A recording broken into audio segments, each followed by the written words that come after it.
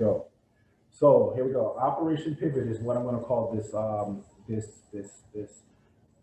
service and this operation, and then this is how we're going to get this out. And I think if we work collectively together and have an open mind, we can definitely get, or shall I say, we will exceed the standards that has been set. And I know the numbers seem unrealistic right now, but with this surefire operation and this surefire plan, I guarantee it that we will exceed those numbers. So bear with me a moment here. We're going to go through this and we're going to have fun, right? All right. So I'm calling this Operation Pivot. All right. Just a second here, bear with me. All right. So the purpose of this, the purpose of Operation Pivot is to come up with a plan that will fast track the delivery, distribution, and administrative problems of approved vaccinations already in place. We got Pfizer, we have Moderna, Johnson and Johnson looks to seem to be promising. Then you have AstraZeneca,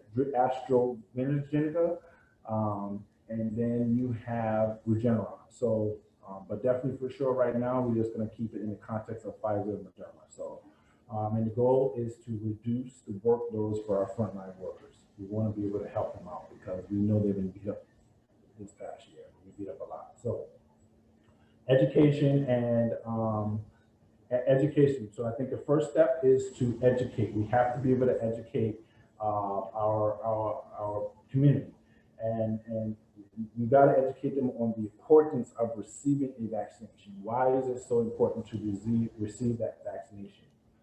And things that we could, in the 3 points, as always, as we've been talking about for the last year, was mask wearing, social distancing, and crowd management. What I mean by mask wearing, keep reminding them why it's important to wear a mask. How does that, how is it stopping the infection? How is it reducing your infection? Because everything's airborne now and you don't want to breathe that stuff in. And, just to help them understand, yeah, it sucks to wear it. We all know that. But for the health and safety of not only them, yourself and your family and everybody else, wear a mask. Keep repeating it and keep helping them understand that that's an important thing to do. Social distancing. We want to be able to make sure we are understanding social distancing, that we must keep our 6 feet apart from each other. Yeah, we're humans. We want to be close to each other. I mean, there's no question about it. But at the same time, this is not the time to do it. We have to fight this thing, and we have to fight it the right way, because guess what? If we don't fight it, it's going to beat us. Crowd management. We want to do parties. I get it. But right now, this ain't the time to do parties. This ain't the time for all the get-togethers. We need to just take it easy. And guess what? If we do it the right way, by Christmas, Thanksgiving this year, we'll be all right. We should be home selling, right? So option 1, create a large courier service. I think this is very important. If we can create a large courier service, well, we will create a large service. If we will create a large courier service that only niches on vaccinations and of delivering it, distributing it, and administering it. That's it. That's all we care about. That's all this courier service does. So compared to FedEx and UPS, where they just do the delivery service, we think of this courier service as FedEx and UPS on steroids. Courier. That's all it is. And when it comes down to delivery, they receive the vaccinations at central locations scattered around the U.S. These central locations, they actually work. There are designated locations that are chosen between federal, state, and local governments. And the object of them is to aim at small businesses. And the purpose of delivering is once the vaccinations are made, they come in, UPS, FedEx, and then they take over. It's delivered to those central locations, and their only job is to hold the vaccination. That's it. It's just like a warehouse for all the vaccinations definitely at those cool temperatures, right? And then the distribution. Those mobile units go to those distribution centers. They receive them, and then their object is to deliver it to the community. That's it. Deliver it to the community through vans, through EVs, whatever is necessary to get those vaccinations out. And then each area or region will have a command center. That command center job is to supply for personnel, vaccinations, record keeping, PPE, all that good stuff. That's the whole object of it. And then bottom of the regions, then you have these local areas where we call the satellite facilities.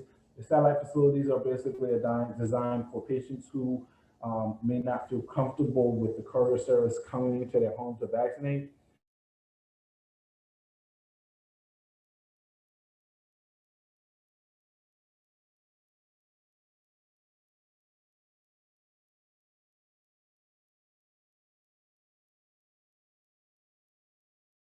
At another location. Then you talk about the logistical stuff, mobile units who are actually go out in the community and vaccinate in within those radius. So I'm here in Florida, so you think about the tri areas. We got Boynton Beach, we got Boca Raton, and we have Latana. All those areas like that. Those are your tri areas. So you want to be able to have a mobile unit that can take care of three of those areas. Security, you want to have security. Every aspect of this process needs to be secured. And secured don't necessarily have to be law enforcement. They can be security personnel who are trained to keep the peace and order with the community. That's it. Establishing rapport. That's it. Establishing a good relationship with them. And then you have your administration part. This part can be very, very. It's going to take a lot of thought into this. But I think if everybody's mind is in the right area and you pick the right people, it'll be awesome. So, and this is called the Certification Vaccination Personnel, Certified Vaccination Personnel, which is a CVP. And these will be people who have the will and they have the intentions, the good intentions to want to help out this operation. That's it. So they are there to assist the nurses or actually give the vaccinations themselves. But they have to get certified. And once they're certified, they have the ability to pretty much come in and be that operation. But that's it. They're only there for the vaccination part. That's it, nothing else. Then you have your support team. You got health coaches and social workers who can also assist with the support if they anybody for the patients that are getting the vaccinations, as well as your healthcare professionals who need that support as well. So that's what they're for. Then you have option two. Okay, let's say courier service made, but we still want to keep pumping it out. We have option two. We can outsource this whole thing. We can outsource the delivery, distribution, and administration process of this. You already got FedEx and UPS who are already doing the delivery part, and all we need to do is outsource the rest. We can contract. We can contract the delivery and distribution already, and then just have the physicians, nurses administer the vaccine with the support of other people. And then security, you can do law enforcement. That's an option as well. And that'll be, again, in conjunction with state and local governments.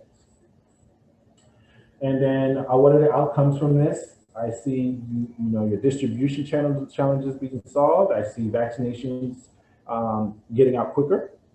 So remember, vaccinations are in two series. So I see those getting taken care of really quick. I see the infection rate reducing. I see jobs being created, which is a big issue to think about. Builds trust with the community. It meets and exceeds the $100 million vaccination standard set by the president. It meets the goals for frontline workers. So we will actually be taking care of frontline workers.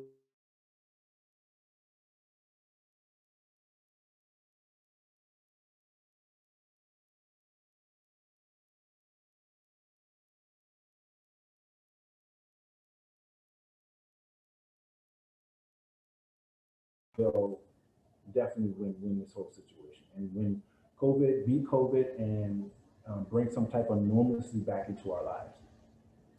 So in summary, we talked about the education, where we talked about educating, making sure we're keeping the education out there for our personnel, for our community, making sure that they understand why we still need to do mask wearing, why we still We need to do social distancing, why we need to slow down the parties, why we always need to have masks. Those types of things are so important. We gotta keep feeding them that, because that's the only way they're gonna understand. But it's how you approach it and how you send a message to them. You've got to speak on their terms, speak on their level. It's the only way they're gonna get it. But everybody's tired of this COVID thing. Everybody is. But you have to be able to let them know, say, okay, there is a reward. There is a light at the end of the tunnel if you just abide by these few rules for the next couple of months. That's it, as we get through this. And then we'll talk about option one, creating a courier service that can just do all delivery, that can distribute and can administer the vaccine itself. They pretty much all in one. They pretty much a FedEx and a UPS on steroids. And then we're talking about option two, outsourcing, certain aspects of the whole entire operation, which is again a win-win still. Option three, contracting. We already know we got deliveries, purge on taking care of, but contracting out in the distribution area and having the physicians and the nurses do the administrative part. And then I didn't talk about option four, but option four, you can be like a hybrid where you have some areas of all options together. So you can do that as a hybrid. And we talked about the outcomes that will come from this: building trust, meeting that standard set by the president in 100 days, meeting the goals for frontline workers, and winning for everybody. Because everybody on each side of this plays an important role. So that concludes my